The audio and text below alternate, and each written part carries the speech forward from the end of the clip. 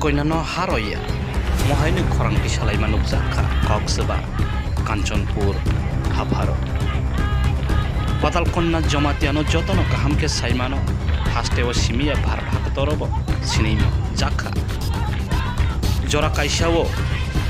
hani borok hani soibu sarokno manthai eba usman ranai hanai borok lukurokni thanio rangkhango hanai koksil sajak 2014 jorao TPF hanai kaisa motha songsawoi social organization songsamani ulo NRC ei podre bor dorba kana bagai borok lukurokni thanio sai rangnabo hanai koksil sajakman ei 2022 एबा 2022 नि March मासे 20 तारिखो Bangladeshi go back हनै हनमानि हासिं कलचा Pariya हनमानि आबनि slogan र सिमावै दिनै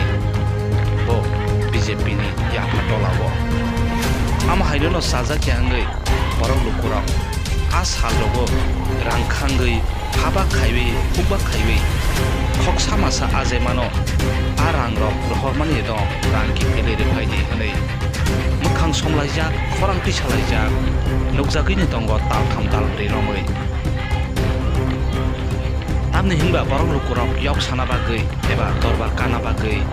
हाबा हुबा तांगै रां खक्सा मासा बनो याफारै रहरमानि हनै कक काखा दे आरानो नावैनो ब ताबो बीजेपी ओ हाबैबो हनैबो कक्सिन सामो आमनो तैबिनो पाताल खनानो जे थानि थांगो आरानो कासलायो आरानो बानाको सम्पूर्ण गई खादुमा बुलुकलायो फियाबा ताबो के बीजेपी ओ हाबो हनै दैबो बरक खादुलायजा नै जाजायालायजा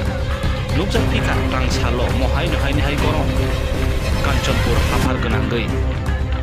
बीजेपी बदलनि कायसा पान्डाव थांथानिवो लामावो बरं लुकुरा आजावगै बानाको सम्पूर्ण गई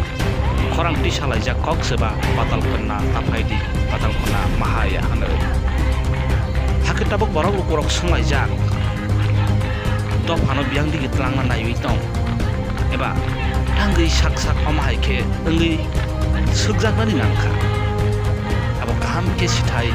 आबो गाहामके बुजिथाय बरक लुकुरक दिनै नुकजाको महायनो यो रिपोर्ट इश्वरी न्यूज।